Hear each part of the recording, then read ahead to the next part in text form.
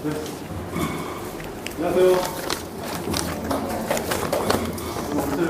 데뷔 원장 김진철입니다. 이렇게 홈찾기 프로젝트 제1회에 참석해 주셔서 너무 감사드립니다. 네, 오신 분들 다 환영합니다. 오늘 이제 처음 하는데 귀한 분을 모셨어요. 멀리 아침에 새벽 대전에서 올라오셨어요. 성공한 비결에 대해서 제가 성공한 강의를 들은 적이 있는데 굉장히 간단하게 비싼 강의라고 하더라고요. 근데 간단하게 두 가지를 요약을 하더라고요. 하나는 먼저 목표를 갖는다. 목표 없이는 방향이 없기 때문에 어디로 가야 몰라서 성공하기 어렵다고 하더라고요. 1번은 목표를 갖는다. 2번이 좀 재밌더라고요. 2번은 그 목표를 이미 이룬 사람들이 있다. 그 사람에게 가서 어떻게 이루는지 보고 배워라. 라고 성공한 강의를 하더라고요. 여기 계신 분들은 꿈을 찾고 싶은 학생, 그리고 자녀분이 꿈을 찾는데 도움을 주고 싶은 부모님을 모셨습니다.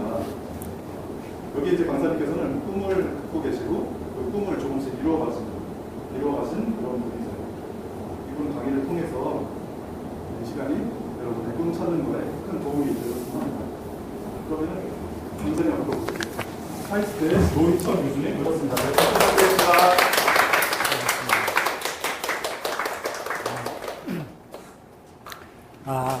카이스트의 노희천입니다.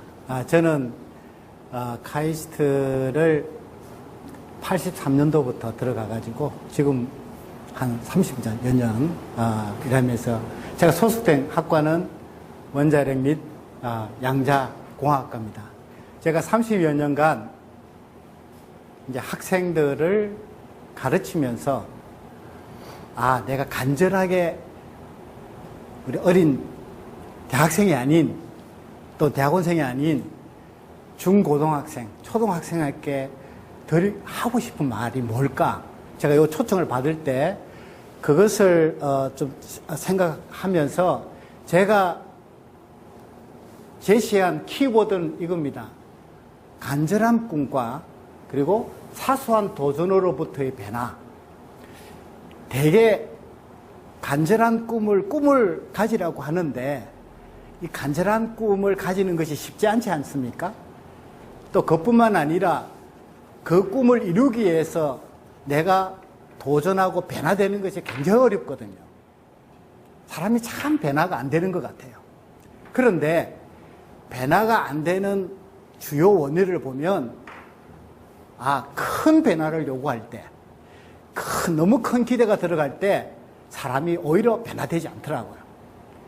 그러나 자그마한 변화, 자그마한 도전으로부터 그것이 올바른 도전, 작지만 올바른 도전일 때 사람이 조금씩 변화될 수 있다는 것을 제가 30여 년간 교육계에 있으면서 제가 체득했기 때문에 그것을 오늘 여러분들에게 함께 나누고 싶습니다. 이 사나이를 아십니까? 누구 닮은 것 같아요? 이게 한 7, 8년 전에 찍었기 때문에 지금보다 훨씬 더 아주 잘 나오고 멋있게 나온 것 같습니다. 제가 지금 이때 뭘 하고 있는가 하면 청정에너지연구소라는 카이스트에 그 당시에 서남표 총장님이라고 총장님이 계셨는데 우리가 앞으로 미래의 숙제 중에 중요한 숙제 중 하나는 어떻게 하면 좋은 에너지를 잘 개발할 것인가 하는 것에 대해서 생각을 하시고 우리 청정에너지연구소를 하나 만들자. 그래서 제가 에너지에 관계되는 학과에 있기 때문에 제가 그 연구소를 가서 원자력뿐만 아니라 전반적인 에너지와 환경을 같이 이렇게 쳐다볼 수 있는 기회가 있었습니다. 제가 그때 우리가 그 청정에너지연구소의 넘버원 그 과제 중에 하나는 두 가지를 저희들이 했는데 하나는 전기 자동차. 지금 이제 전기 자동차 이야기가 많이 나오고 있죠.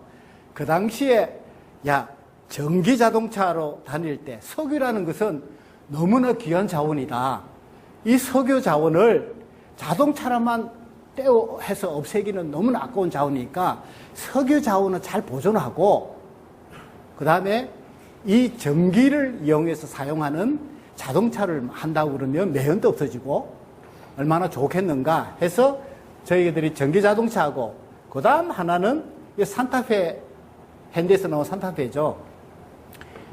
수소 자동차예요.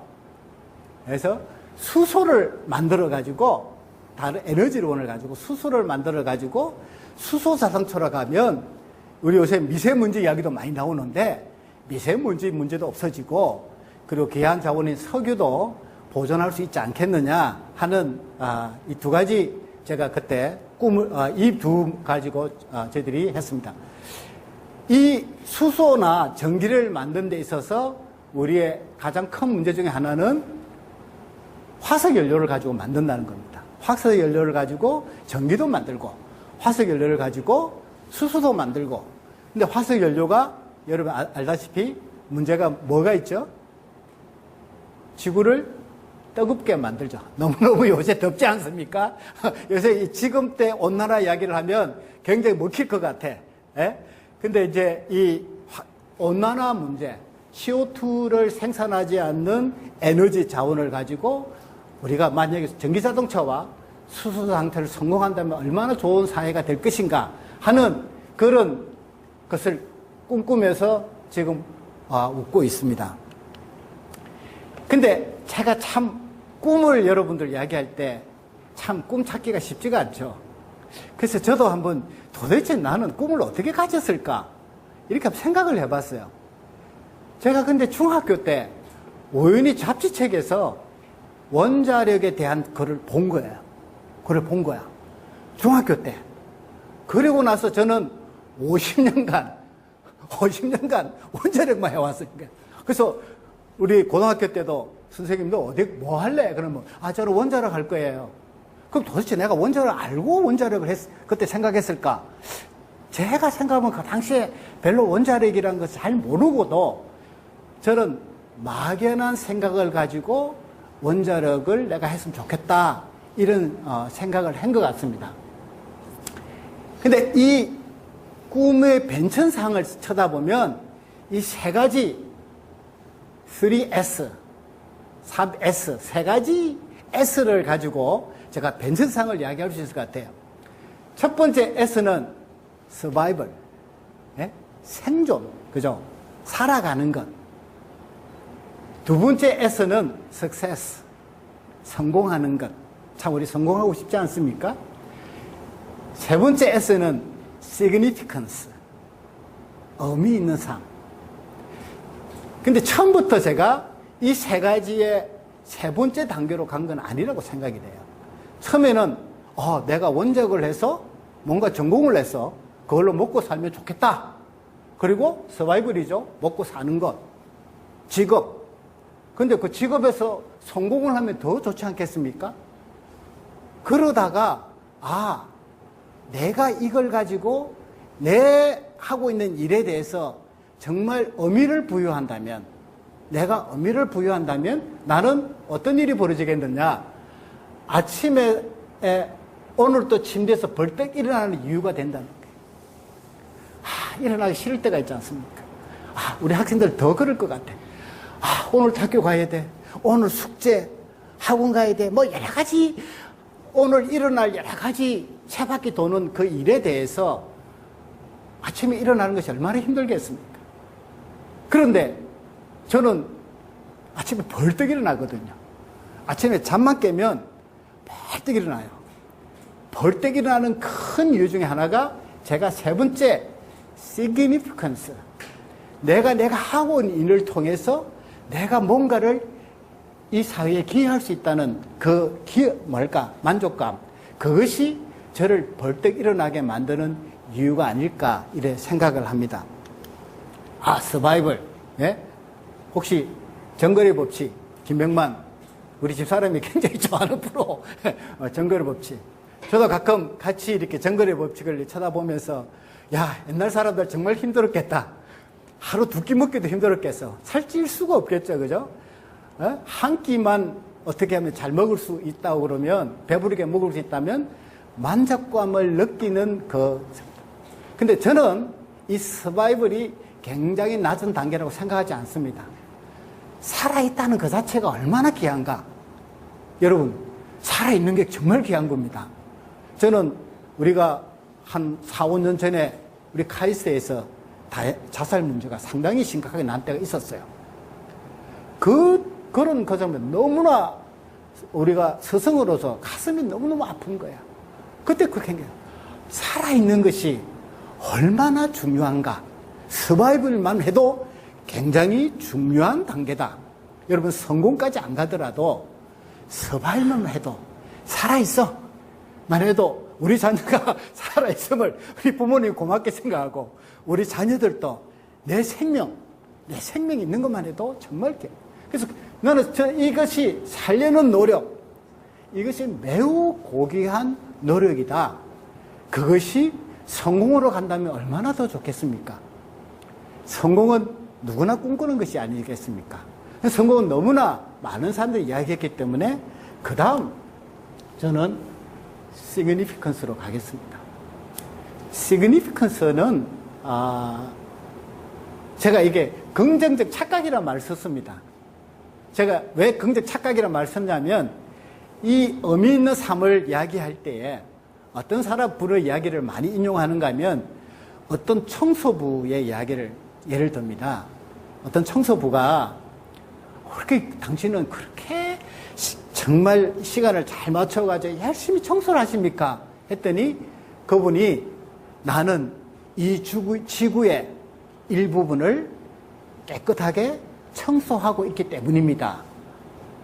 착각이죠. 사실 보면 그냥 이거 조그마한 부분을 청소하고 있지만은 그분은 자기 하고 있는 일에 긍정적인 착각을 하고 있다는 거예요. 거기다가 의미를 부여하고 있다는 거예요. 여러분이 하고 있는 일에 내가 어떤 의미를 부여할 수 있느냐에 따라서 아까 이야기했지 않습니까? 제가 아침에 벌떡 일어날 수 있는 힘과 원천이 될 수 있는 거야. 그래서 작은 기여가 큰 기여, 큰 성공이 아니더라도 내가 하고 있는 이제 내 능력에 맞는 내가 좋아하는 일에 맞게 작은 기여가 사회에 긍정적인 영향을 줄 것이다. 이 긍정적인 게 중요합니다. 사회에 해로운 일을 하는 사람이 또 있지 않습니까? 사회에 정말 사람들의 가슴을 아프게 하는 사람들이 있는데 제가 이야기한 거는 나의 작은 기여가 사회에 긍정적인 영향을 준다고 그러면 그것이 바로 3단계 의미 있는 삶의 단계에 가지 않았을까 이렇게 생각을 합니다. 제가 이 긍정적인 착각의 한 프로 사진을 제가 이렇게 받아온 것은 이게 뭔가 하면 2007년도에 우리 부모님들은 기억하실 수 있을 거예요. 그죠? 우리 원유 그 태안반도에 원유 유출 사건이 났죠. 그래서 아주 심각하게 여러분이 좋아하는 그 서해안 태안반도가 이 오물질로 오염된 그 석유로 원유로 오염된 그런 일이 있었는데 그때 이 한 사람 손을 보십시오. 열심히 뭘 하고 있습니까? 그 오염된 돌을 닦고 있는 거야. 한 사람이 이 오염된 돌을 닦는 게 얼마나 기여를 하겠습니까? 근데 이분은 내가 작은 이 기여가 내가 거기에 가서 내가 돌 몇 개를 닦는 기여한 것이 엄청나게 우리나라의 아름다움을 보존하는 기여를 할 것이라고 생각한 거예요. 근데 어떤 일이 벌어졌습니까? 많은 사람들이 거기 참여하면서 지금 태안반도 사고 7년 후에 말리포 해수욕장 다시 사진 찍었죠. 지금 원유의 어떤 그 암울함이 싹 사라져 버린 거예요. 이 한 사람의 긍정적인 착각이 나중에 이와 같은 변화를 일으켰다.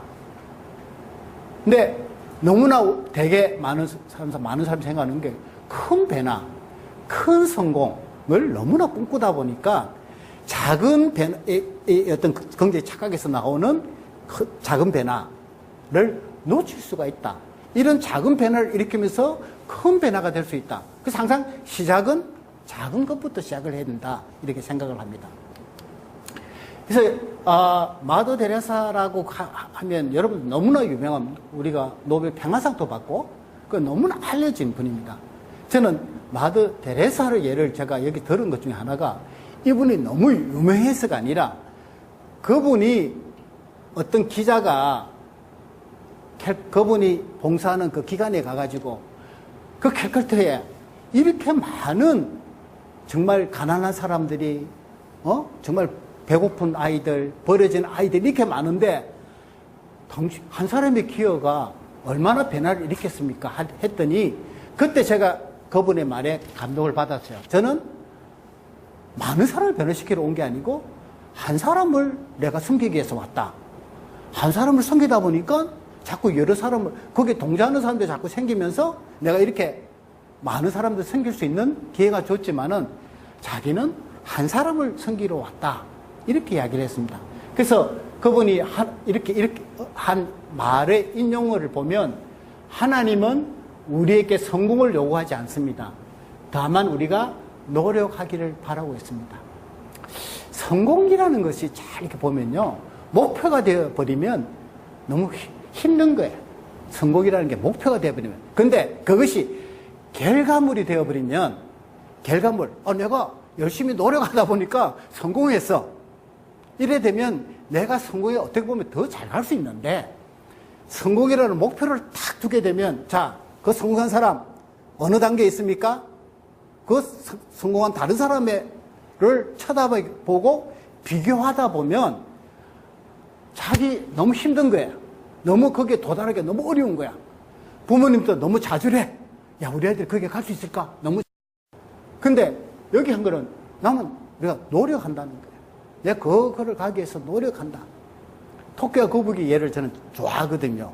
토끼와 거북이 한번 예를 들어보십시오. 토끼가 잘 뛰었지 않습니까? 토끼가 잘 뛰었습니다. 거북이가 느렸지 않습니까?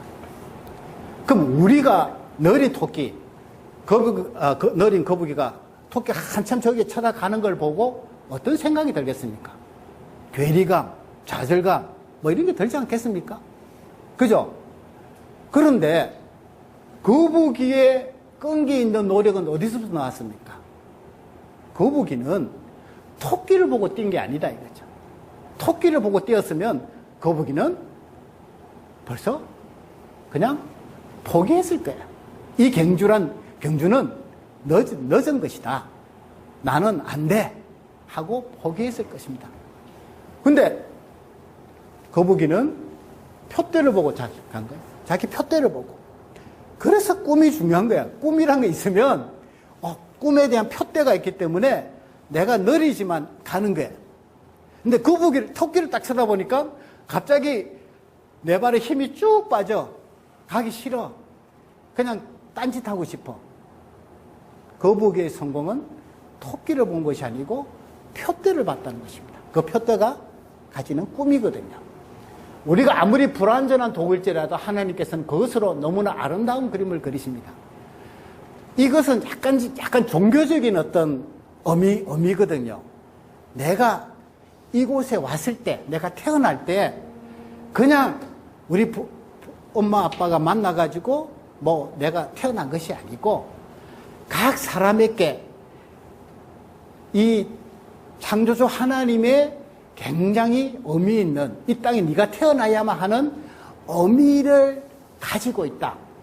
그 의미에 내가 이 땅에서 내 지금 다른 사람이 뭐라 하든 그냥 관계없이 나는 아까 같이 시그니피컨트한 삶을 살 수 있다. 긍정적인 착각을 할 수 있다는 것입니다. 나는 성공을 위해서가 아니라 성실함을 위해 기도합니다. 한 사람씩 사랑하기를 지금 당시부터 시작하시죠. 성실함.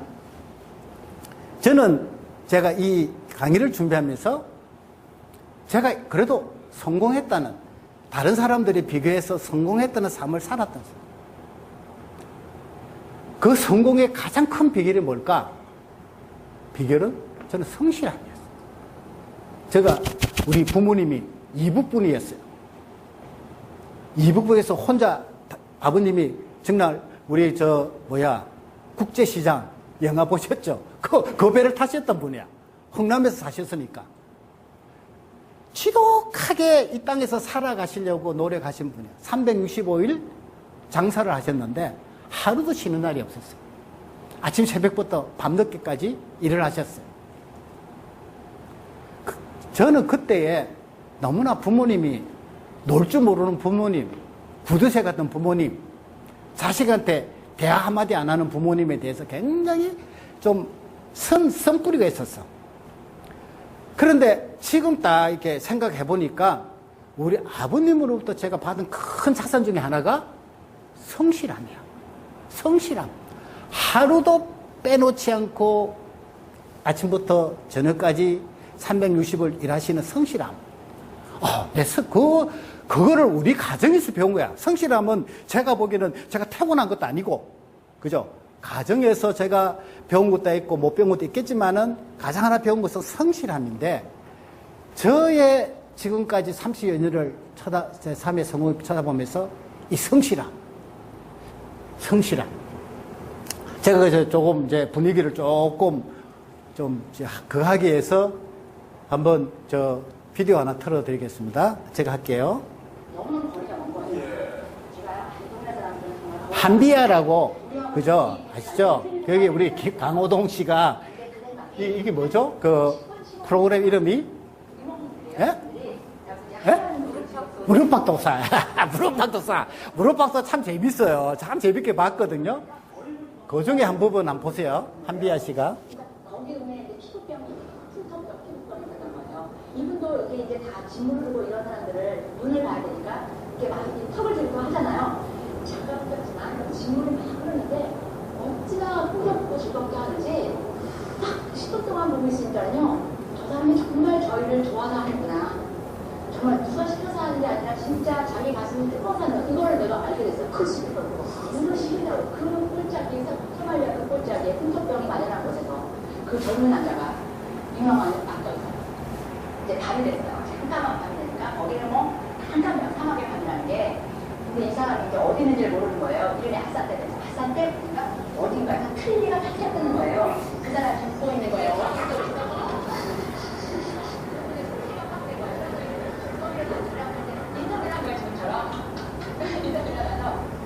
당신은 유명한 사람이라는데 왜 여기 와서 뭐 이런 험한 일을 하시냐 이랬어요. 그랬더니 되게 유쾌하게 하면서 이러는 거예요. 그냥 지나가는 것처럼 맞아요. 제가 나이로비에 있으면 잘 먹고 잘 살았겠죠. 근데 내가 가진 지능과 기술을 정보하는 데만 쓰는 건 좀 아깝잖아요. 막 이러는 거예요. 되게 멋있잖아요. 멋있다 이렇게 생각했어요. 그런데 이제 저녁을 먹으려니까 이런 그 식탁이 있을 거 아니에요. 꾸렁꾸를 가져간 거예요. 꾸렁꾸를 탁 앞에다 갖다 놨는데 저를 눈이 뚫어지거든요. 그날 처음으로 진지한 얼굴로 나한테 얘기했어요. 이렇게. 무엇보다도 이 일이 내 가슴을 뛰게 하기 때문이죠. 저는 그때 화장 날벼락을 정말 깜짝 놀랐어요. 책마다 가슴 뛰는 일을 하여라, 네 마음에 귀를 기울여라, 뭐 어쩌고저쩌고 하지만 정말 누군가가 누군가한테 당신이 왜 이 일을 하고 계세요? 라고 부를 때 이 일이 내 가슴을 뛰게 하기 때문이죠. 라고 말하는 사람 보셨어요. 저는 그때 42살이었거든요. 42살에 난생 처음 봤어요. 너무 멋있었어요. 그리고 바로 정말 누가 나한테 한비아 씨 왜 이 일을 하고 계세요? 라고 물을 때 이 일이 내 가슴을 뛰게 하기 때문이죠. 라고 말할 수 있으면 나는 정말로 행복한 사람이고 나는 정말 세상에 나왔다 온 보람이다 라는 생각을 했어요. 그래서 지금 누군가 지금 왜 이 일을 하고 계세요? 라고 물으면 저는 한치가 막히지 얘기할 수 있어요. 이 일이 내 가슴을 뛰게 해요. 이 일이 내 피를 끓게 해요. 이런 일을 만날 수 있어서 정말 너무나 땡잡았다고 생각해요.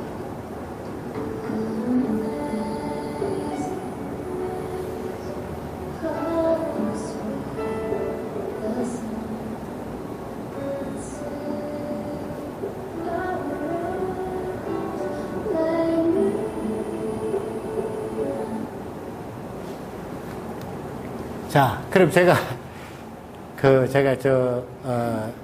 어떻게, 지금 에너지 분야, 원자력 분야를 하게 됐는가를 설명을 했는데 조금 혹시 일에 관심을 가지는 학생이 혹시 있을까봐 제가 조금 더 이야기를 하겠습니다. 향후 50년간 인류가 풀어야 할 매우 중요한 숙제 탑 10을 MIT의 보고서에 여러 사람들, 스카들에게 물어가지고 10가지 앞으로 인류가 50년 후에 풀어야 될 숙제다 한 것이 10가지가 있는데 그 중에 넘버 1 에너지 문제, 넘버 2 물 문제, 넘버 4 환경 문제, 에너지와 물과 환경 문제, 그 밖에도 뭐 가난 문제, 테러 문제, 많은 문제들이 있지만 이 3가지를 제가 키보드 잡은 이유는 제가 하고 있는 이 에너지가, 자, 물도 어떤 게 있습니까? 제가 UAE에 5개월간 원자력 그 학과를 만든다 그래가지고 거기서 도와준 적이 있거든요. 거기는 거의 대부분 집에서 쓰는 물은 담수화를 통해서 합니다. 담수화라는 건 뭡니까? 바닷물을 끓여가지고 만드는 물이거죠. 바닷물 끓이려면 에너지가 필요하지 않습니까? 물도 에너지 문제가 있거든요. 환경 문제. 결국 우리가 석탄 발전소, 석유 발전소 너무 많이 떼니까 이게 CO2가 많이 만들어지고 CO2가 많이 만들어지니까 지금 지구가 뜨거워지고 있다고 하지 않습니까? 이것도 에너지 문제하고 연관이 되거든요. 그런데 에너지, 우리 지금 만약에 에어컨을 안 틀었더라면 여기 제가 아무리 여러분 뭐 어떻게 이야기해도 여러분도 아무 기회도 안 드릴 거예요. 머리에 머리가 터질 것 같아. 에어컨이 있으니까 그래도 여러분들이 귀를 기울일 수 있는 환경이 되지 않습니까? 다 에어컨, 전기죠. 전기. 그럼 에너지를 얼마 동안 쓸 수 있느냐? 석유, 천연가스, 석탄, 우라늄 돼 있는데 그나마 석탄이 어떤 화석 연료보다 제일 많아요. 230년간 이상 쓸 수 있는 거예요. 석탄이 참 많은 거야. 그러니까 자꾸 석탄 발전소 자꾸 하는 이유가 석탄은 양도 많죠. 채굴량도 많으니까 우리가 석탄 발전소를 많이 짓는데 석탄 발전소가 CO2가 제일 많이 나오고 미세먼지가 제일 많이 나오고 채굴하는데 사람들이 제일 많이 죽는 게 석탄 발전소거든요. 그래서 이게 석탄 발전소하고 원자력은 우리가 우라늄하고 플루토늄까지 다 사용한다 그러면 3,600년을 더 쓸 수 있는 거야. 지금 인류가 쓰고 있는 에너지 그대로 쓴다 그러면 이 석탄의 에너지가요 참 이슈가 많은 거야. 석탄 에너지는 중국에서는 약간 환경이 열악하게 돼 있지만 매년 석탄 채굴하는데 6,000명이 죽어요. 석탄 채굴하는데 소문도 없이 소식도 신문에 나지도 않는 죽는 사람 숫자가 6,000명이 다는 거예요. 스위스의 PSI 보고서에 하면 1970에서 2008년 사이에 사고당 5명에서 사망자를 낸 건수는 석탄이 1686건, 석유는 531건, 가스는 186건, 원자력이 한 건입니다. 많은 에너지를 내기 위해서, 여러분이 즐기고 있는 이 에너지를 내기 위해서 많은 사람들이 희생하고 있다는 거예요. 그러니까 에너지는 정말 우리가 이게 보존을 잘 해야 되죠. 세빙을 잘 해야 되죠. 예? 불 하나 더 꺼야 되는, 아무도 안 쓰게 불 하나 더 꺼야 되는 이유가 여기 있습니다. 에너지는 아껴야 돼. 왜냐면 생명이 걸려있기 때문에. 그거를 위해서 노력하는 사람들. 미세먼지의 원인이 되고 지구 온난화에 되죠. 지구 뜨거워지고 있는 지구를 갖다가 이렇게 그림으로 보였는데, 자, 지구 온난화 이거는 처음에는 지구 온난화는 자연적인 사이클에 의해서 생긴 온난화다 이런 주장하고 인간이 만든 온난화다 이 주장하고가 굉장히 팽팽하게 싸웠어요. 근데 지금 어떻습니까? 거기 인간이 만드는 온난화를 적극적으로 반대한 나라가 미국이거든요. 미국은 에너지를 무척 많이 쓰는 나라인데 인간이 만든 이 온난화라고 그러면 자기네들이 받아야 될 고통이 너무 많은 거야. 그러니까 미국에서는 그렇게 정부 입장에서는 반대를 많이 한 거야. 이거는 자연적으로 생긴 거다. 인간이 만든 게 아니야. 우리가 주범이 아니야. 했다가 오바마 정부 들어서 완전히 바뀌었지 않습니까? 입장을 바꾼 거예요. 이제는 인간이 만든 온난화다. 인간이 만든 온난화다. 물론 자연 사이클에서 온도가 올라갔고 내려가고 또 있지만은 인간이 만든 온난화다. 1만 명의 터전이 지금 이 투발류는 아주 그 유명한 사라져가는 섬이 하나죠. 여기가 지금 뭔가 하면 비행기가 내릴 수 있도록 그렇게 휴양시설을 다 잘 갖고 왔는데 점점 지금 이 섬이 점점 없어지면서 뉴질랜드에 이민 신청을 다 한 거야. 요새 이미그레이션 문제가 많이 걸리죠. 이 사람들 한꺼번에 우리가 조금 전에 갈 데가 없을 텐데 우리를 좀 받아다오 뉴질랜드에다가 그걸 신청을 했어요. 이런 섬들이 사라지죠. 그 다음에 여기 펭귄들. 자, 펭귄들이 한꺼번에 큰 덩어리에 이 빙하가 이렇게 떨어져 나가면서 이렇게 점점 빙하가 작아지는 거예요. 이 펭귄들이 어떻게 하면 좋겠어? 이 곰은 어떻게 해? 북극곰은 어떻게 하지? 북극곰은 걷고 싶다. 에? 지구온난화를 살리자. 펭귄을 살리자. 펭귄을 살리자. 지구온난화. 펭귄. Save the 펭귄. 에? 펭귄을 살리자. 제가 원자력 이야기를 좀 하겠습니다. 원자력 사람들께 나쁜 이미지를 갖고 있는 분들 많이 있죠. 그죠? 그거는 뭐입니다. 방사선인 것은 눈에 안 보이기 때문에 사람들이 굉장히 공포. 그러다가 원자 핵폭탄이 또 터지는 바람에 많은 사상이 일어났기 때문에 원자력이 갖고 있는 여러분들이 굉장히 공포감 있고 우리가 어떻게 하든지 그런 우리 일반 민중이 그런 고민을 하지 않고 안전하게 원자력을 만들 것인가 고민을 해야 되는데 저희들이 UAE 바라카의 APR 1400이라는 원자력을 4개를 수출했는데 4개당 200억 불이에요. 4개당. 제가 이제 그 UAE 갔다 왔지 않습니까? 지금 바라카에 이렇게 4개 원자력이 짓고 있습니다. 아부다비라는 땅은요, 지금 그들이 갖고 있는 석유양만 해도 100년 이상을 갈 수 있는 양이에요. 어마어마한 석유양을 갖고 있어. 그런데 왜 그렇게 많은 석유를 갖고 있는 나라가 한국에다가 원자력을 자기네들 짓고 싶다고 이야기했을까요? 석유양 많은데 가스양은 점점 더 줄은 거야. 근데 100% 발전소는 가스를 가지고 발전소를 운전했거든요. 근데 가스가 자기의 전기 생산량을 위한 가스양, 매장량이 더 적어지는 거야. 얼마 있으면 고갈해버린 거야, 가스는. 그래서 과타르에서 가스를 갖다가 수입을 해오는데, 그는 국제가를 두고 수입하거든요. 그 나라는 전기세가 우리나라의 10분의 1이에요. 24시간 에어컨을 틀어요.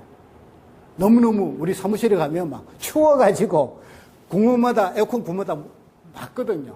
그것도 제일 최하로 온도를 맞춰놓고 에어컨을 튼다고. 근데 바깥 온도 40도인데. 그래, 에너지를 얼마나 전기를 쓰겠습니까? 전기 엄청 많이 쓴 거야. 근데 전기값 10분의 1이야. 그래, 365일 24시간 전기를. 그 많은 전기를 사용하다 보니까, 이제는 자기가 갖고 있는 그 엄청난 가스 양이 모자라는 거야. 이래서는 안 되겠다. 석유는 나중에 팔아야 되고, 전력을 만들 수 있는 원자력을 들어와야 되겠다. 이렇게 생각합니다. 에너지 문제가 원유 산출국에도 그렇게 문제가 될 수 있다는 거예요. 그래서 제가 이거 옛날에 제가 하나 만드는 거예요. 제가 카이스트 콘텀맨, 펭귄이 우리 살려줘 이럴 때 카이스트 콘텀맨이 온 거야. 나 여러분들이 혹시 나 에너지에 관심이 있다. 원자력에 관심이 있다. 또 카이스트에 관심이 있다. 나중에 우리 원장님께서 광고를 하실 텐데 학원에다가, 온첼에다가, 아카데미에다가 이렇게 신청을, 멘토, 멘티 신청을 해주시면 제가 성심껏 하겠습니다.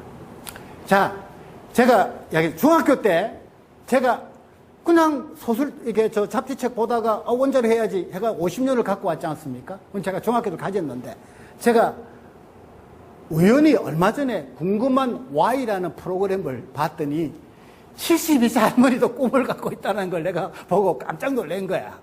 꿈이라는 것은 나이에 그걸 안 받는구나. 72가 간절히 원하는 꿈. 자, 여기 보면요. 골목길에서 수업받고 있죠. 여러분, 그래도 여기서 온실에나 잘 마련된 이런 데서 에어컨 틀면서 하고 있지 않습니까? 할머니들이 골목길에서 공부를 하고 있어. 근데 이 할머니가 이 대전 지역인데 학원 가는데 1시간 반 걸렸다. 한 군데 있어요. 그러니까, 이게 검정고시를 칠 수 있던 걸 이렇게 하는데, 그거를 정규 학과 프로그램으로 인정해주는 데가 대전에 한 군데가 있어가지고, 이 할머니가 1시간 반을 버스를 타고 여기를 갔는데, 불행하게도 학교에 분란이 생겨가지고, 이 더운 여름에 수업을, 그냥 학교 문을 닫아버린 거야. 닫아버린 거야. 수업장에 못 들어가고 지금 골목길에서 수업 일수 채우는 거야. 수업 일수 채우려고 골목길에서, 이 한번 정종선 할머니 70이세요. 고등학교 3학년. 이분이 초등학교만 나왔어요.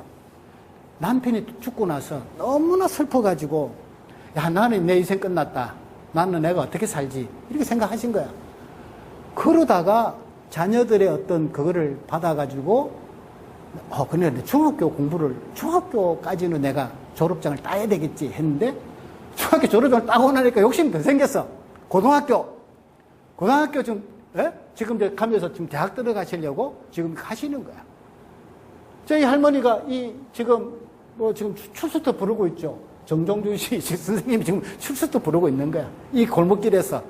이 뜨거운 폭염, 이거 여름 때 한 거거든요. 얼마 안 된 여름에 뜨거운 여기서 하고 있습니다.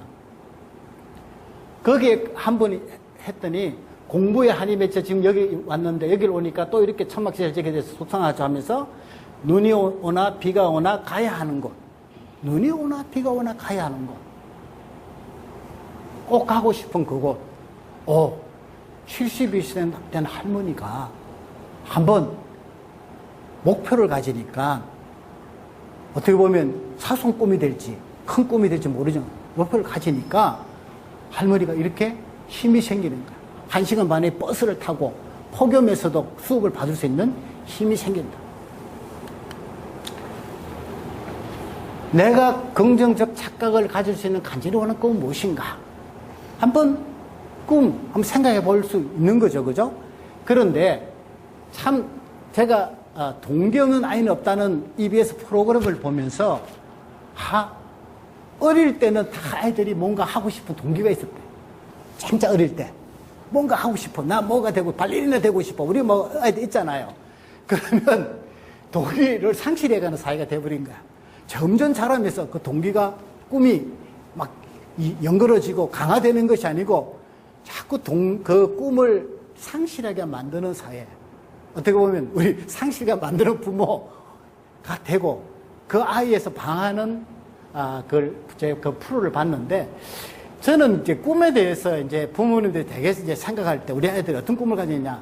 평생 뭔가를 이렇게 우리 아이 적성을 잘 살려가지고 우리 뭐 좋은 가정 이루고 잘 살 수 있는 거 뭘까? 성공에 대해서 많이 생각하신 큰 성공. 그죠? 근데 평생 저는 다행스럽게도 50년간 그렇게 한 꿈을 가지고 쭉 왔는데 사실 오늘같이 변화가 심한 사회에서는 가능하지 않는 이야기 같아요. 근데 저는 HP 우리 프린터기 만드는 그 회사죠. CEO의 첫 여성 CEO가 있는데 칼리 피올리나 요새는 뭐 정치계 해가지고 부통령 후보로도 가고 그랬죠. 이분은요 비서 출신이에요. 비서. 그러니까 우리 회사에 비서라는 게 있지 않습니까? 비서 출신이 CEO까지 가신 분이야. 근데 그분이 제가 2000년도 MIT 있을 때 거기에 졸업식에 와가지고 그분 MIT 슬론 스쿨 경영학 석사를 했거든요. 슬론 매니지먼트 MBA를 하신 분인데 이렇게 성공을 하니까 졸업 스피치를 이렇게 연설을 부탁을 해가지고 왔는데 제가 그때 이분 연설 중에서 가장 눈여겨본 이야기가 이겁니다. 자기는 10년짜리 꿈을 갖고 있다는 거예요. 평생 꿈이 아니고 10년짜리. 그걸 10년짜리 꿈을 딱 설정하고 나면 이것이 세상에서 제일 중요한 일이라고 생각하고 10년을 산다는 거예요. 그러다가 한 8, 9년 되고 나면 내가 이렇게 열심히 살다 보니까 내가 내 재능이 더 발견이 되고 내가 더 하고 싶은 일이 생기고 이러면서 꿈이 자꾸 변천이 되는 거야. 이분이 본래 전공은 중세 역사를 하신 분인데 자기가 비서를 하면서 자기가 좀 더 매니저 할 수 있는 그 재능이 있다는 것을 발견하면서 그 다음에 우리 MBA도 하고 뭐 이렇게 한 변화를 얘기해서 나중에 HP CEO를 갔는데 저는 이게 참 머리에 들어오더라. 10년, 5년짜리 또는 10년짜리. 5년짜리, 10년짜리 꿈꾸라 그러면 좀 더 쉽게 꿈꾸지 않습니까? 평생 할 거를 꿈꾸라 그러면, 와, 평생 뭐 하지?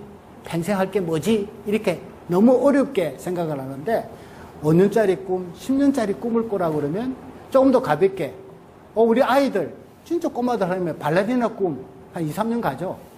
2, 3년 발레리나 열심히 내가 뭐 발레리나 막 정말 유명한 프로가 될 것 같이 하다가 2, 3년 지나면 또 이게 아닌가 봐 하고 또 바꾸지 않습니까? 그 아이들은 그 2, 3년짜리 꿈이지만 그 아이는 그 꿈을 꾼단 말입니다. 근데 우리는 좀 아이들 좀 중고등학교 이렇게 가면 그거는 꿈이 아니라고 생각합니다. 그래서 저는 조금 더 단기적인 꿈이, 그리고 이와 같이 벤천이 많은 사회에서는 꿈의 변화를 일으키기 위해서는 단기적인 꿈이 필요하다. 근데 진짜 제가 하고 싶은 말은 이제 그 다음부터입니다. 꿈이 없어도 시작할 수 있다는 거예요. 자, 꿈이 없다. 그러면 꿈이 있으면 좋은 점이 뭐냐? 꿈은 실패나 위기를 극복할 때 힘이 돼요. 아까 거북이 이야기 했지 않습니까?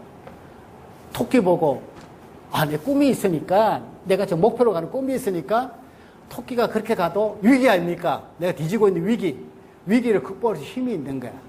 근데 꿈이 있으면 좋은 점이 있어요. 또 내가 결정의 순간순간마다 그 꿈을 쫓아가면서 결정을 할 수 있으니까 좀 더 쉽죠?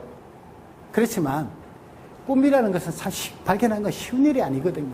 너는 왜 꿈이 없어? 하고 이래도 꿈을 발견 쉬워.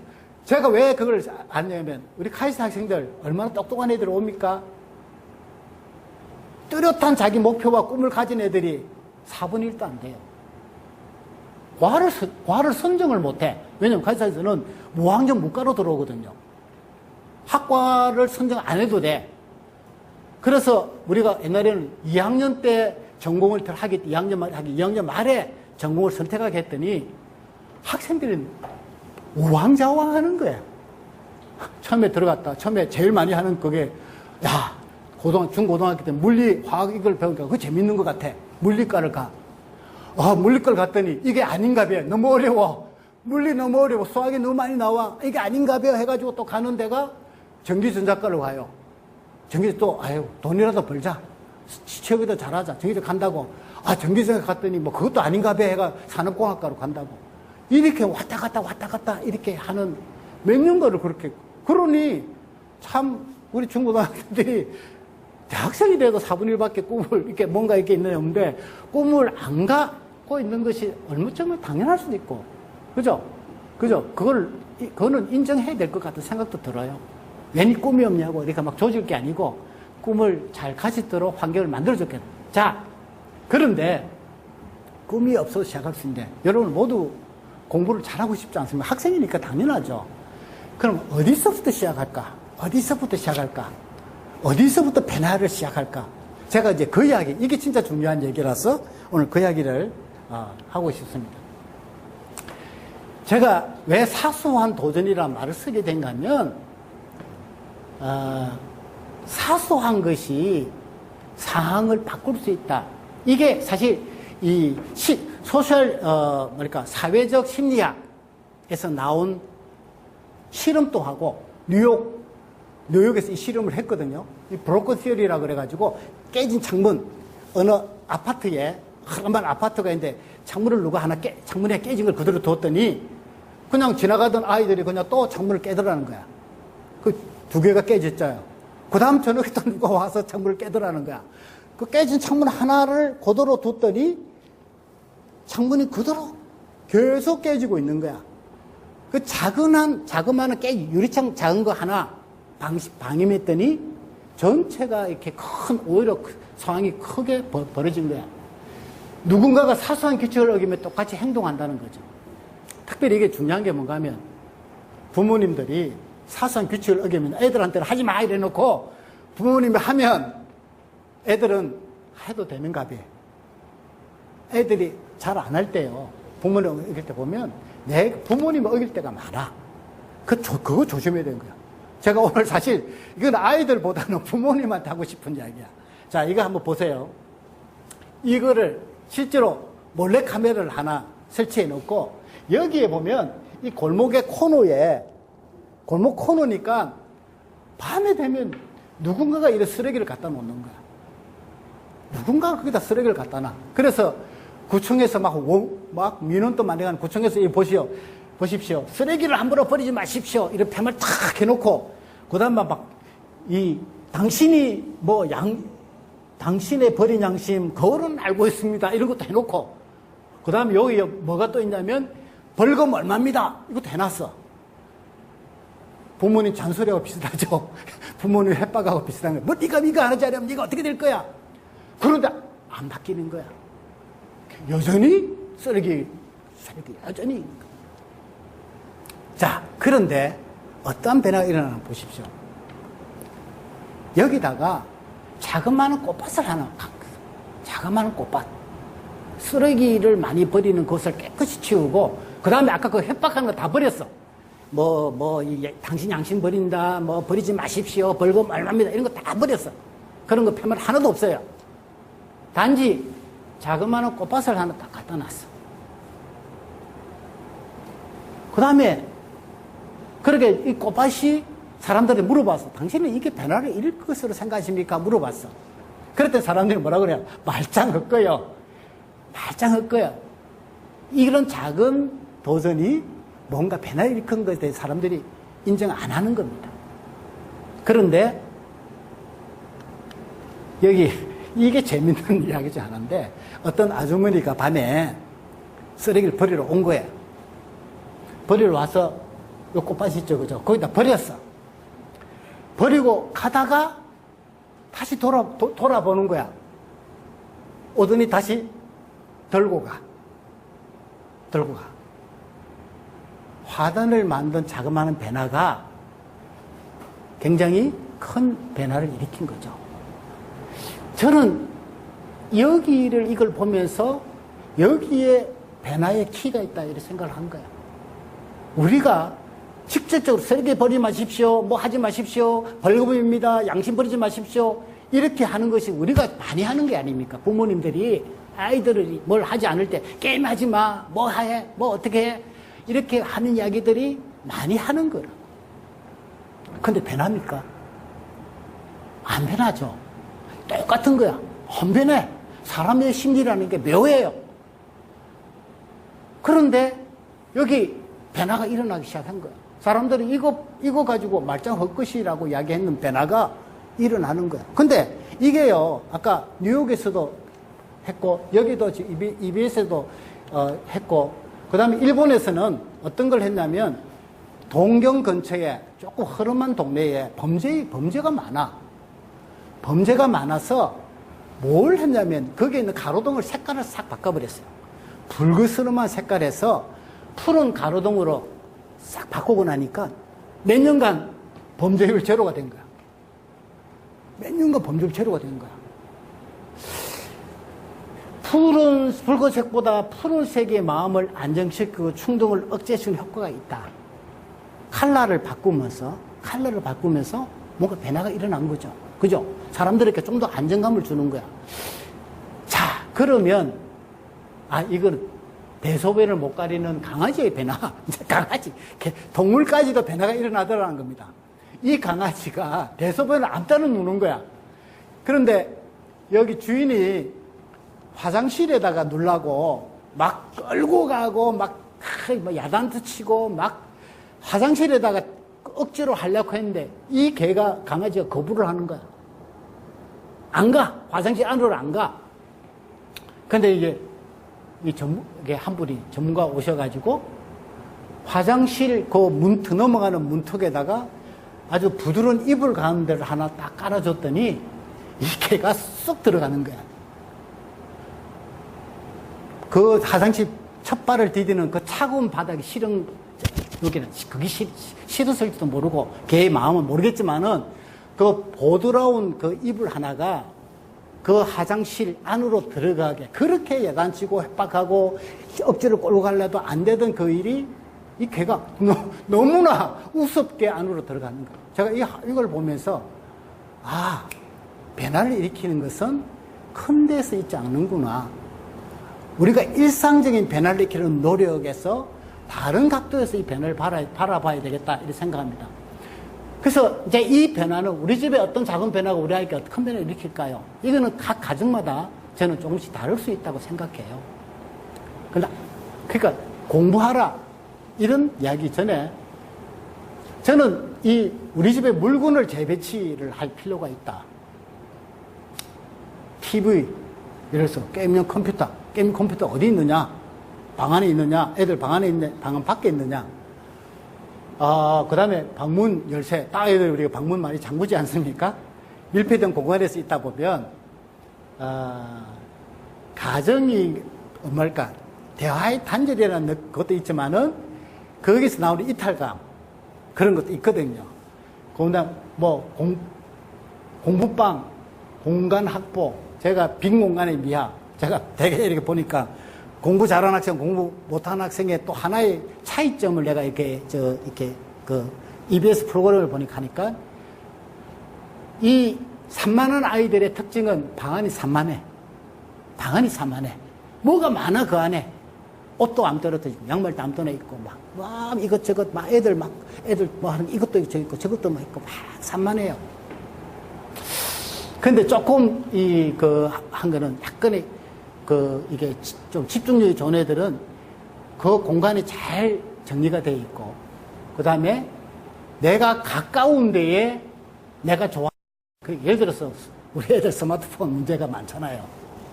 근데 이 스마트폰을 이렇게 보면 이런 EBS에 테스트를 한 것 중에 이런 게 있습니다. 아이들, 진짜 어린 아이들한테 네가 지금 과자가 하나 있는데 이 과자를 지금 먹으면 그 하나를 먹는데 10분만 기다리면 과자를 2개를 줄게. 이렇게 합니다. 그러면 아이들이 와가지고 이제 바로 그 자리에서 먹는 아이도 있고 기다릴 아이들이 있어요. 이제 그걸 갖다가 몰래 카메라 딱 촬영했더니 어떤 그게 있냐면 그 과자를 쳐다보는 애들은 2, 3분을 못 넘겨. 그 과자를 쳐다보는 애들은 이렇게 쳐다보다 얼렁해가지고 먹어버려. 10분을 버틴 아이들은 그 과자를 안 쳐다보는 거야. 일부러 딴 데 쳐다보고, 거기도 딴 데 막 쳐다봐.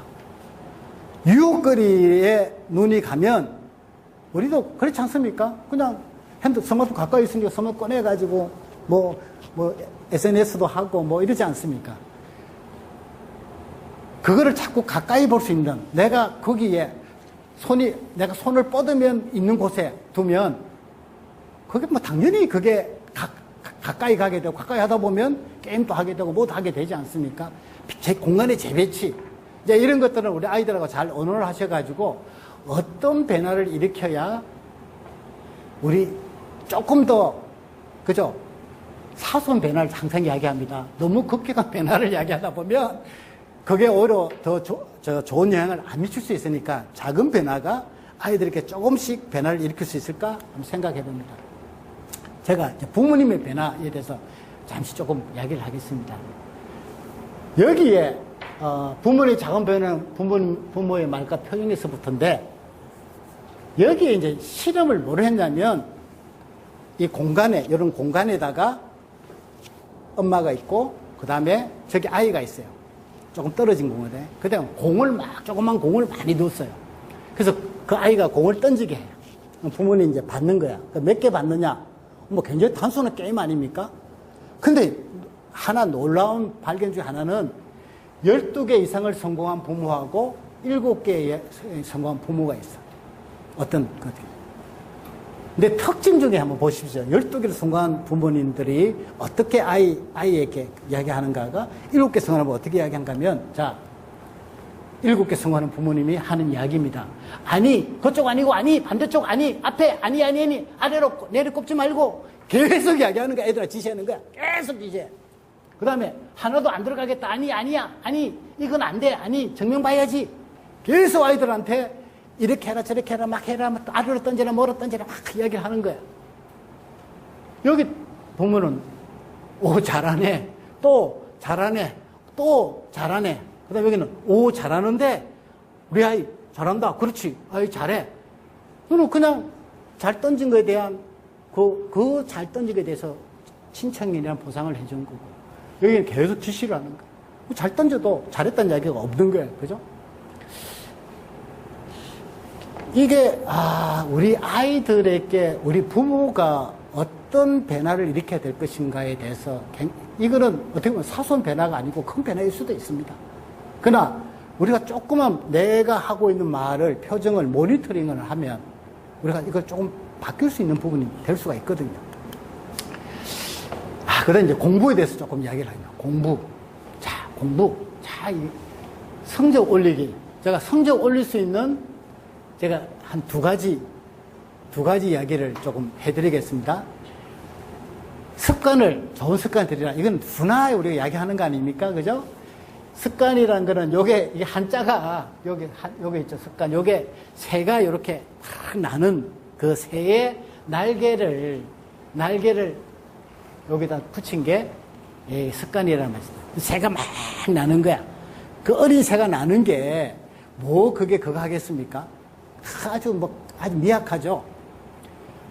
그것이 지속되고 강화되면 이 마음을 뚫는 마음에 깊이 관통하는 일이 된다. 이런 이야기거든요. 그러니까 습관은 처음에는 거미줄 같으나 나중에는 밧줄과 같아지는 게 습관이거든. 자, 거미줄 같을 때 거미줄 쉽게 끊어지고 이렇게 하기 때문에 습관이라는 데 가기에는 참 어려운 점이 있다. 그러나 시작은 거미줄이라는 거죠. 시작은 거미줄이다. 그래서 습관의 것은 하루아침에 만들어진 것이 아니고 일상의 작은 것들이 합쳐서 만들어진 것이며 개인의 삶 전반에 영향을 끼치며 결국 나란 존재를 만들고 있는데, 나쁜 습관 바꾸는 도전, 제가 이렇게 해줍니다. 근데 도전하기 쉬운 것도 한 번에 하나씩만 하자는 거죠. 하나씩만 하는데 되게 제일 그 나쁜 습관 중에 한 부분이 음식 습관, 운동하는 습관, 잠자는 습관이에요. 자, 그러면 오늘 제가 제일 바꾸기 쉬운, 어떻게 보면 그러나 그거 바꾸기 어려울 수도 있어요. 하나는 잠자는 습관입니다. 잠자는 습관. 저는 더 자기 습관 이렇게 지금 이야기를 합니다. 더 재우라 아이들을. 모르겠어요. 지금 몇 시간 자는지 모르겠지만 우리나라 아이들의 중고등학생들의 평균 자는 시간이 5시간, 6시간 이야기 한다고 그래서 7시간은 재우라. 7시간은 재우라. 잠자는 것도 공부다. 잠자는 것도 공부다. 여러분, 이제 우리가 현대 과학을 하면서 점점 많이 밝혀지는 것이 뇌의 원리 아닙니까? 뇌의 원리. 밤에 뭘 합니까? 뇌가 쉬고 있습니까? 안 쉬거든요. 밤에는 내가 지금까지 하루 종일 내가 이게 우리 뇌에 지장된 것을 재정리하는 작업이 잠이거든요. 우리 뇌는 일을 하고 있어요. 근데 그 정리하는 작업이 엄청 시간이 걸리는 거야. 정리하는데. 왜냐하면 우리 누리나게 뇌하고 연결되어 있지 않습니까? 우리 머릿속에 저게 아무 생각 없이 이게 저장된 정보가 굉장히 많은 거야. 그 저장된 정보를 뇌가 완전히 좀 더 오래된 기억으로 바꾸는데 걸리는 게 우리 잠이 되거든요. 그래서 이 숨은 시간이 짧게 되면 아이들이 집중하기 어려워요. 실제로 우리 뇌의 원리예요. 그게 다 정리가 돼야 그 다음 내가 또 새로운 것을 받아들일 수 그게 되는데, 그 정리가 안 된 상태에서 또 새로운 걸 받아들이면 우리 뇌는 나 더 이상 못해. 졸려. 집중 못해. 이런 생각이 듭니다. 우리 여기 우리 요새 제가 가장 안타깝게 생각하는 것이 수업 시간에 자는 거예요. 수업 시간에 자지 않습니다. 졸고 있고. 왜 안타깝게 생각하냐면, 자, 하루 학교 생활 어떻게 했느냐, 8시간, 학교에 8시간 공부를 했다. 자든지 안 자든지 공부했다고 생각해요. 이게 공부한 겁니까? 공부 안 한 거거든요. 잔 거야. 그 다음 학원에 가서 또 완전 잔다. 공부한 겁니까? 아니거든요. 잔 거거든요. 그래서 2시에 잤다. 그게 무슨 의미가 있어요? 2시에 잔 게. 숙제하고 이런 2시에 잔 게 아무 의미가 없는 거예요. 아이가 낮 동안에 충분히 집중할 수 있도록, 덜 졸릴 수 있도록 적합한 그 아이에게 맞는 수면을. 근데 이 수면이요, 어떻게 보면 더 재워라 이러면 좀 쉬울 것 같은데 언제부터 시작되는가 하면 자는 습관부터 시작되거든요. 자는 습관이 일정해야 돼. 그 뇌가 우리 몸이 준비를 하는 거야. 당시 10시에, 저는 일찍 자는 편이다. 10시에. 10시 자면 10시부터 준비를 해요. 막 머리 이제 내가 정리를 해야지 이렇게 생각하는 거야. 자는 시간에 막 불규칙하면요. 뇌가 불규칙한 거야. 정리가 잘 안 돼. 그러면 저는 한 3시쯤 일어나요. 그럼 한 5시간만 자도 개운해. 그런데 우리 젊은 아이들은 조금 더 필요하거든. 이게 육체적인 그게 낫기 때문에. 그래서 적합한 시간은 저는 7시간 정도라고 생각해요. 6시간, 7시간. 저는 하는데, 무엇보다도, 아이들이 자는 습관을, 어느 몇 시가 자는 것이 가장 적합한 거, 자는 습관, 일어나는 습관을 변화부터 일으킨다고 그러면, 아이들이 이렇게 졸지 않지 않을까. 우리 여기 보면, 우리 한국에 5시간 30분, 평균 자는 시간, 이렇게 나와 있다, 통계가.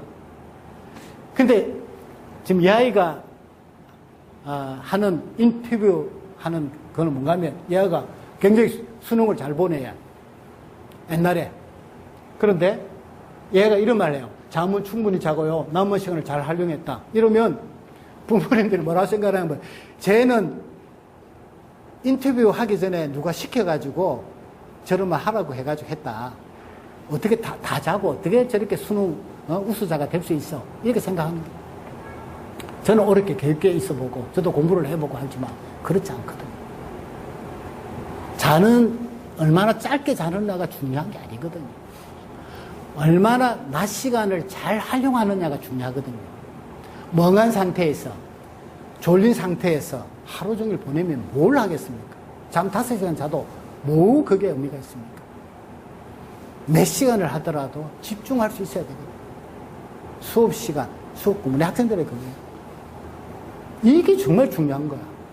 이게 학교에서 학원에서 하는 그 수업 그 시간이 정말 중요한 거야. 여러분, 다 배웠다. 나 재미없어. 그게 아니거든. 다 배운 복습이라. 여러분, 이렇게 공부하고 집에 돌아가면요. 아무 공부를 안 하면 20%는 남다 그러잖아요. 한 번만 복습하면 40% 남고, 두 번만 복습하면 60% 남다 그러거든.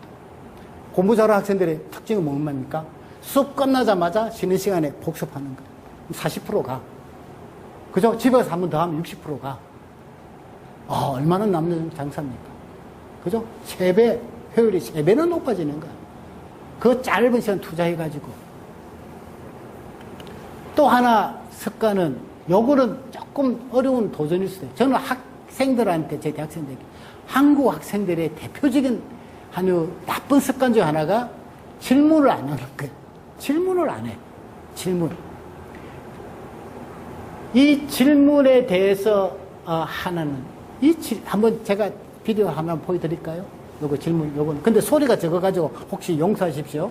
근데 자막이 나중에 뜨니까 요 것은 뭔가 하면 왜 유대인들이 공부를 잘하는가에 대해서 다큐를 한 겁니다. 유대인들이 왜 그 유대인들에서 노벨상 수상자가 25%나 나왔을까? 그 중에 키워드가 질문입니다. 질문하는 거야.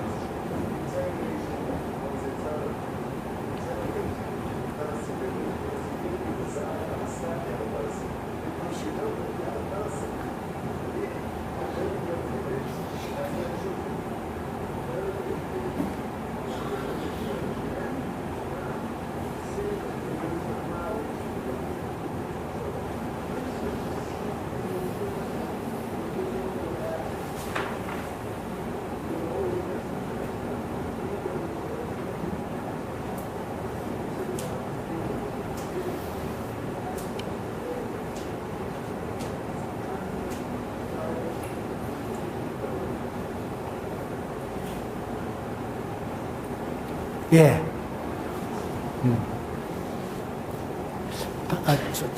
하나만 더 올라가십시오. 예, 제가 할게요.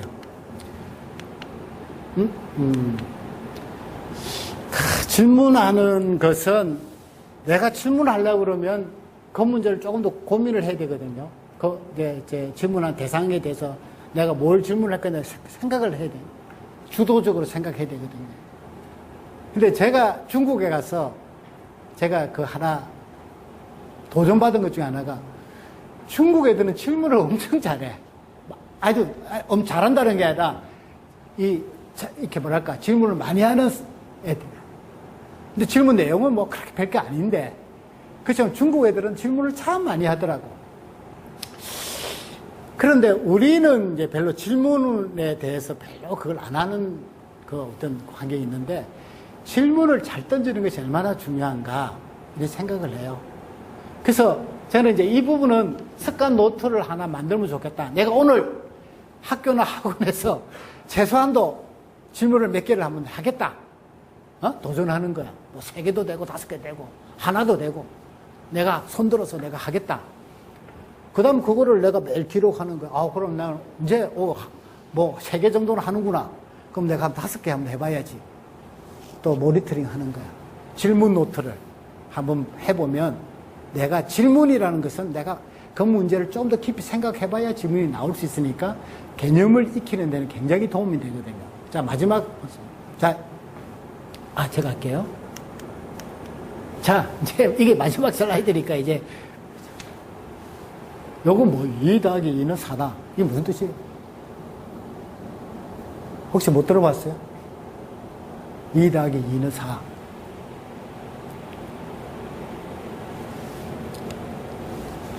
다행이군요. 몰라서 다행입니다. 제가 최근에 보고 이게 들은 이야기입니다. 2 더하기 2는 4라는 것은 이해하고 이해하면 사랑하게 된다. 이런 이야기예요. 이해하고 이해하면 사랑한다. 여러분들 과목 싫죠? 그죠? 과목, 뭐 수학, 힘들어. 근데 과목 중에 수학 중에 어떠한 개념이 있다고 생각해 봅시다. 그걸 자꾸 내가 질문 던지고, 질문 던진다는 게 이해하려고 노력 아닙니까? 이해하고 이해하면, 그 다음에는 어떻게 됩니까? 최소한도 내가 이해한 부분은 자신이 있어. 사랑하게 돼. 사랑해. 그죠? 그럼 4 더하기 4는 뭡니까? 4 더하기 4는 8. 사랑하고 사랑하면 팔자 고친다는 이야기입니다. 사랑하고 사랑하면 팔자 고친다. 여러분들 2 더하기 2부터 출발하는 거야. 여러분들 공부하다가 지금 자꾸 질문 던지고 이해하려고 노력하고 막 하게 되면 이제는 나 수학 좋아해.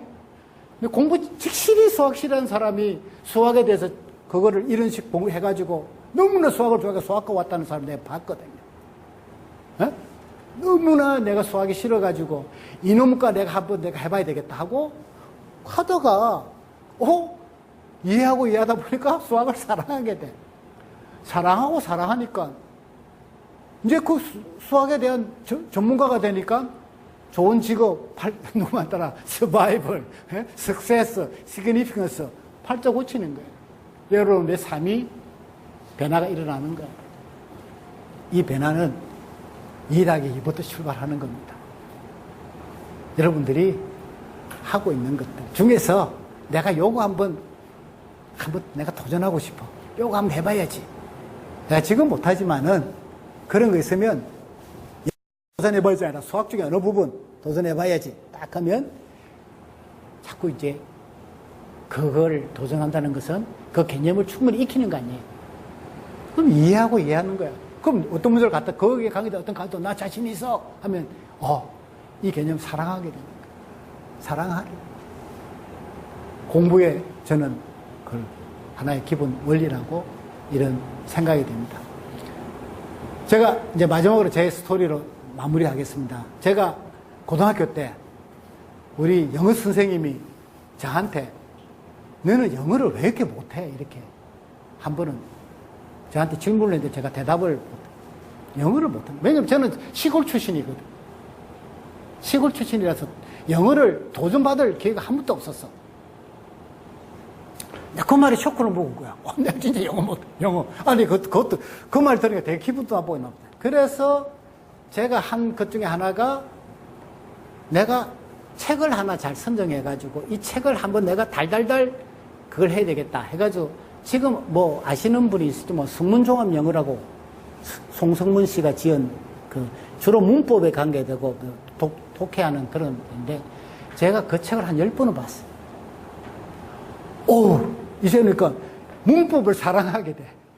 제가 우리 집사람이 영어를 저보다 조금 훨씬 잘하거든요. 근데 문법 보면 야, 어떻게 저렇게 문법을 모를까? 제가 그 책을 10번을 하고 나니까 문법이 보여. 사랑하게 돼. 문법 문제만 놓으면 저는 막 자신감이 있어. 이제. 그래서 이해하고 사랑한다. 여러분들이 한 개념이 진짜 내가 개념 잘 그거 안 되면 자꾸 그 개념을 가지고 이것저것 팔 게 아니고 한 책을 가지고 열심히 하다 보면 어느 날 자신 있게 돼. 사랑하게 돼. 그래서 여러분들, 우리 부모님도 계시고 우리가 자그마한 변화가 어디서부터 일어나야 될 것인가 하면 고민을 해두시고 우리 학생 여러분도 꿈도 생각하게 되지만은 나의 변화가 어디서부터 일어날 것인가, 특히 학습의 변화 어디서 날 것인가, 내가 나쁜 습관들이 어떤 것들이 있는가 자기 모니터링하는 게 중요하고 그 모니터링이 되고 나면 그러면 작은 변화로부터 그 모니터링이 된 것이 좋은 습관에서 나쁜 습관에서 좋은 습관으로 바뀔 수 있도록 하면 좋겠다. 여러분들의 앞날에 하나님 축복이 많이 있기를 간절히 바라면서 제 강연은 이것으로 끝마치겠습니다. 감사합니다.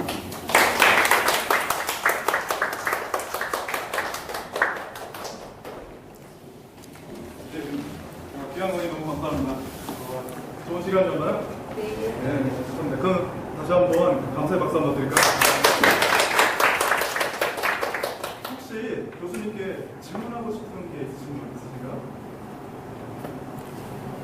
강의를 들으면서 혹시나 교수님께 궁금한 것이 있으셔서 잠깐 시간을 12시 반까지 시간을 내시다고 하셨거든요. 그러면 제가 한번 개인적으로 질문을 해볼게요. 제가 알기로 3명의 자녀분이 계신데 굉장히 다 훌륭하게 키우셨어요. 근데 그 자녀분을 키우실 때 지금 강의 내용 중에 보니까 사소한 도전부터 조금씩 하게 자녀들을 잘 이끄셨더라고요. 혹시 그렇게 하셨던 자녀들에게 사소한 도전을 통해서 동기부여를 했던 그 신뢰 같은 게 혹시 이렇게 있다면 좀 들어보고 싶습니다. 예. 굉장히 질문 항상 어렵습니다. 저희 딸이 셋이 있습니다. 네, 딸이 셋이 있는데 어떤 세 딸이 다 자기의 길을 잘 가고 있어서 너무 감사한데 제가 아이들을 키우면서 가장 힘들었던 부분이 일반적으로 사람들이 아이들을 이렇게 가면 성공할 것이라는 것을 거슬러 올라가는 아이들 자녀 철학을 갖는 게 참 어렵더라고요. 거슬러 올라갈 수 있도록. 거슬러 올라가는 것 중에 하나는 가능하면 아이들을 덜 간섭하고 아이들이 주도적으로 할 수 있도록 이렇게 좀 기다려주는 거, 참아주는 거, 이런 것들이 제가 부모 된 입장에서 가장 어려운 부분 중에 하나의 어떤 그런 생각이 됩니다. 근데 자녀들의 학습에 있어서 가능하면 이제 학습적인 부분은 저희들이 손을 안 들려거든요. 공부해라. 이런 공부해라. 뭐 해라. 이런, 이야기는 가능하지 보다는 부모님이 좀 더 아이들이 안정된 환경을 마련해 주려고, 집에 오면 편안해. 집에서는, 편안하게 공부할 수 있는 그런 환경이야라는 것을 이렇게 만들어 주려는 그런 노력들은 이렇게, 좀 더 하게 된 것 같고, 오히려 토요일 되면 우리 가족의 날 이래가지고 아이들하고 막 좀 더 모든 또 스트레스 풀어줄 수 있는 그런 시간도 가지고, 그래서 조금 그런 것들이 아이들에게 다른 열심히 하는 아이들이 눈에 보기에는 막 이렇게 하는 아이들하고 어떤 그 차이를 낼 것인가는 그때는 잘 모르니까 어떨까 이렇게 했는데, 어쨌든 지금은 다 이렇게 많이 컸기 때문에 잘 자란 것을 보면서, 그래서 아까 같이 작은 변화가 바로 공부에 막 해라, 뭐 해라, 이런 데서부터 생각되는 것이 아니고, 부모님이 안정된 환경에 아이들에게 좀 안정되게, 집에 오면 좀 마음이 좀 더 이렇게, 좀 더 안정되고, 또 그런 안정된 환경에서 공부할 수 있는데, 이제 공부하는 환경도 조금 악하지, 좀 아이들에게 어떤 환경을 만들어주면 아이들이 잘 집중할 수 있을까 하는 그런 부분이고, 요새 아이들의 제일 큰 그 문제는 스마트폰 문제 아닙니까? 스마트폰 문제는 바로 될 문제 중에 하나입니다. 스마트폰 문제는. 예, 굉장히 제가 이제 아이들에게 그걸 보면 공부 잘하는 아이와 못하는 아이들이 딱 갈라지는 점이 얼마나 자주 스마트폰에 가느냐에 요새 애들이 그게 있더라고. 스마트폰에 자주 가는 손이, 항상 옆에다 손을 띄면 불안해하는 아이들. 그러니까 집중이 안 되죠. 네, 강의 집중이 안 돼. 어떻게 스마트폰하고 아이가 적절하게 아이가 좋아하는 것하고 또 공부를 해야 되는 그거하고를 잘 균형을 맞출 것인가. 그걸 전혀 못하게 하는 것도 아닌 것 같긴 들거든요. 그걸 균형을 맞출 것인가는 아이하고 잘 대화를 할 필요가 있다. 대화를 할 필요인데 잘못된 보상은 안 하는 게 좋겠다 이렇게 생각해요. 아이들한테 뭘 얼마를 안 하면 뭐 어떻게 해주겠다든지, 당연히 네가 공부를 몇 등을 더 하면 뭘 해주겠다든지, 그러면 그것이 아이들에게 잠시간은 아이들에게 그거를 뭘 할 수 있는 걸 주는데, 좀 지나면 점점 보상을 더 요구하게 되고, 더 요구를 하지 않으면, 보상을 안 해주면 아이들 안 하게 되고, 자기 그냥 옛날 습관으로 돌아가는 그런 습관이 있어서 보상에 대해서는 굉장히 조심할 필요가 있다. 그리고 그거는 아이하고 가장 적절한 선이 어딘가를 하게 하고 그것을 지킬 수 있도록 서로 노력할 것을 대화를 많이 좀 할 필요가 있다. 아이들이 생각보다요, 대화를 좀, 자기가 대화를 해가지고 이렇게 결론 내린 거에 대해서 일방적으로 이렇게 하라고 한 것보다는 훨씬 더 잘 지키더라고. 훨씬 더 잘 지켜. 물론 안 지킬 때도 있지만은 더 지키려고 노력하는 것이 훨씬 더 보이거든요. 그래서 적절한 선의 어딘가를 아이하고 좀 잘 이렇게 좀 이야기를 해보면 좋겠다. 그런 생각이 듭니다. 예. 네, 혹시 또 질문 있으신가요? 네. 예. 꿈이 없는 것도 그렇지만 질문을 안 하는 이유가 궁금한 게 없기 때문에 그런 현상이 일어나는 거가 아닐까 네네. 생각이 드는데, 예. 아이가 궁금한 것이 생기고 또 호기심을 키울 수 있는 방법이 있어요. 그래요. 그 참 어려운 질문을 했습니다. 어떻게 하면 궁금하게 하고, 뭐랄까, 궁금하게 하는 어떤 거 있을까를, 아까 이제 그런 거 있지 않습니까? 왜 아이들이 어릴 때는 질문 많이 하지 않습니까? 진짜 쓸데없는 질문도 하고, 막 이게 뭐야, 저게 뭐야, 저게 뭐야, 이럴 때 부모님이 귀찮단 말입니다. 이 질문이 너무 많은 거에 대해서 점점점 귀찮아지고 대답하는 것도 궁해지고 어려워지고, 그러면 보고 그런 거 쓸데없는 질문하지 마 하는, 그게 참 아이의 궁금성은 사실 참 어릴 때 좀부터 많이 그거를 갖다 키워 줄 수 있다고 생각하거든요. 그래서 아이가 궁금성을 가진 부분이 만약에 하여튼 어떤 걸 태어나서 억누르게 되면 그다음부터 아이들은 입을 다물기 시작하는 됩니다. 입을 다물기 시작하면 이제 나중에는 막 해도 참 안 하죠. 그렇다면 이제 우리 어릴 때 그렇게 혹시 이렇게 해가 지금 우리 아까 제가 한 거는 어릴 때부터 들은 습관이 아니면 아까 그 습관 노트라는 걸 꼭 한번 해봐라 하는 거는 모니터링 해야 되거든요. 내가 지금 내가 질문을 내가 수업 시간에 하나씩은 질문해야 되겠다 이렇게 그걸 했으면 그럼 내가 질문거리를 찾아야 될 거 아니에요. 내가 뭘 질문하지? 여기 지금 질문 안 하시는데 이제 앞으로 질문거리를 찾아야 되겠어. 그럼 내가 우리 노 교수가 강의 딱 끝나면 나는 이런 거 질문해야지 하고 생각하지 않으면 질문 안 하게 돼요. 내가 그 마음을 품지 않으면 질문 안 하게 돼. 그냥 끝났구나. 빠이 이렇게 되거든요. 그래서 어릴 때 습관이 안 들었으면 지금이라도 아까 같이 거미줄 같은 출발해서 밧줄이 되기 전까지는 거미줄 잘 끊어지기 쉬운 거미줄이라도 내가 자꾸 내가 질문을 하나씩은 해야 되겠다는 그런 마음의 생각을 하고 그다음 내가 그걸 자꾸 그걸 기록을 해가지고 내가 잘하고 있어. 그럼 좀 더 해봐야지. 이런 것들을 자꾸 이렇게 습관 노트를 만드는 것. 제가 습관 노트라는 말은 제가 만든 게 아니고 사실 EBS에서 그걸 한번 해봤습니다. 했더니 굉장히 효율적이에요, 애들한테. 습관 노트라는 걸 하나 만들어가지고 자기네들이 뭐뭐뭐 습관 노트에 적겠다 한 거를 쫙 했더니 예를 들어서 이제 그거는 아이들 뿐 아니라 어른들도 했어요. 담배 끊는 거. 그러면 거기에 담배에 대한 습관 노트를 내가 어떻게 하겠다 하면 그걸 적어. 거기는 이제 담배가 피고 싶을 때는 그 자리에 사지 않고 일단 한 바퀴 뭐 어디를 돌고 온다 이런 습관이 이게 있거든요. 그걸 하다 보니까 자꾸 이제 담배를 덜덜 피우게 되면서 근데 그걸 다 기록해. 내가 실패했다, 성공했다, 막 이렇게 하다 보니까 좀 더 그걸 한 걸 보니까 성공한 게 점점 많아지면서 담배 금연까지 가는 이제 그런 습관 노트 만들고 봤거든요. 그 어른도 이제 그런 식으로 하게 되면 성공할 수 있는 습관이 될 수 있다. 그래서 우리 아이들도 질문이라는 것은 굉장히 중요한 학습의 한 부분이라고 그러면 그런 조그마한 습관 노트를 하나 만들어서 내가 오늘 몇 분 했는지를 이렇게 모니터를 하면서 거미줄을 밧줄로 만들어야 되지 않을까 생각합니다. 네. 네, 마지막 좀 해야 될것 같아요.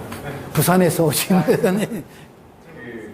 아까 전에 에너지에 대해서 말씀하실 때 예. 인상 깊게 들었었는데요. 저희 일반인들로서는 사실 원자력에 대한 이해가 많지는 않습니다. 그런데 향후 50년 동안 저희 지구를 봤을 때 에너지라는 게 참 큰 이슈고 그 큰 이슈라는 것을 통해서 직업과도 많이 관련이 될 것 같고 이제 저희가 앞으로 나아가야 될 방향에 대해서 많이 이렇게 알려주는 것 같은데 그 자료를 보니까 다른 자원들에 비해서 작은 양을 갖고도 훨씬 더 많은 에너지를 아까 보니까 3,600년 정도의 에너지를 낼 수 있는 것과 또 석탄 같은 경우는 양은 많지만 오래 많이 에너지를 낼 수는 있지만 그 양에서 엄청난 차이가 있는데 왜 원자력을 썼을 때는 다른 자원보다 훨씬 더 많이 쓰게 되고 사용률도 되게 적기 때문에 되게 좋은 에너지인 것 같아서 UAE에도 원자력 발전소를 짓고 있는데 간략하게 왜 이 에너지가 타 에너지보다 훨씬 더 지금 더 좋은지에 대해서 예, 감사합니다. 에너지 문제를 짚어주셔서 감사합니다. 제 전문 분야이기 때문에. 거기에 대답은 아인슈타인이 한 거예요. E = MC 제곱이라는 그 아인슈타인의 그 공식이 있지 않습니까? 우라늄이 깨지니까 막대한 에너지가 나오는 거야. 그거는 석탄을 태워서 나오는 에너지에 수천 배, 수만 배가 되는 거야. 무게로 따지면 수만 배 정도 적은 우라늄 갖고도 몇 톤의 그 석탄을 떼는 것과 같은 에너지를 만들 수 있다. 그러면 원자핵의 분열이 내는 에너지가 굉장히 막대한 에너지가 나오고 있다. 그래서 적은 양을 갖고도 나는 에너지가 굉장히 크다. 이제 그래서 원자력은 한번 요만한 용기에다가 한번 집어넣으면 그 안에서 최소한도 3년은 때우거든요. 아무것도 공급을 안 해고도 3년을 계속 때울 수 있는 그런 에너지가 돼요. 그래서 이제 핵 잠수함 많이 쓰는 이유가 그겁니다. 원자력, 일단 공기가 필요하고, 핵 잠수함들은 공기가 필요하잖아요. 뭘 때우려고 그러면 산소가 필요해가지고. 그러니까 잠수함들은 한 번씩 물에 떠가지고 공기를 흡입을 해야 돼. 그래서 3일에서 5일 아니면 일반 잠수함들은 떴다가 가라앉고 떴다가 가라니까 저게 다 볼 수 있어. 어디로 가고 있는 모니터링이 다 돼. 핵잠수함 놓으니까 한 번 들어가면 몇 년간 안 나와도 돼. 어디 갔는지 몰라. 그러니까 미국이나 영국이나 선진국에다 핵잠수함을 만드는 이유가 그거야. 몰라, 어디 있는지. 이제 그런 것들이 이제 한 번 장전하면 오래 갈 수 있다는 거. 근데 특별히 우리나라 같은 거 할 때는 5일 가게 갑자기 뛰었다가 막 하고 이런 배나 있을 때 이거는 막 몇 년간을 갖다가 계속 에너지를 내기 때문에 갑작스러운 어떤 에너지 변화나 쇼크에도 잘 견딜 수 있는 그런 것이 될 수 있다. 이런 생각이 들거든요.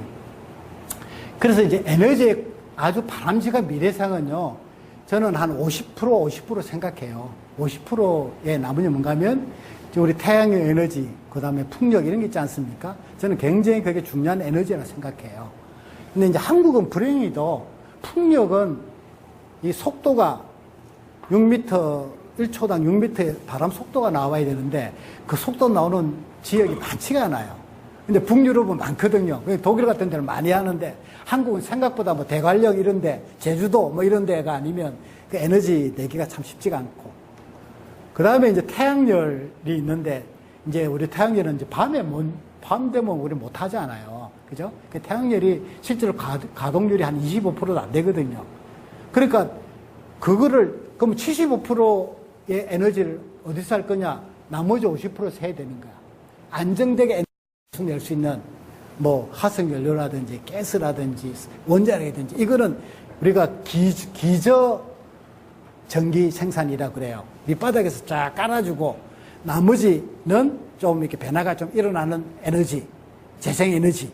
이제 이래서 저는 한 50%가 한 미래 50년, 100년에 굉장히 바람직한 에너지의 포트폴리오가 아닌가 이런 생각을 해서 그런 재생 에너지도 열심히 하고 또 CO2를 생산하지 않는 그런 기저 에너지가 될 수 있는 것도 해서 잘 균형이 안정되게 맞추어 가야 되지 않을까 생각합니다. 네, 귀한 답변 감사합니다. 그러면 이것으로 마치고 박수 한번 부탁드리겠습니다.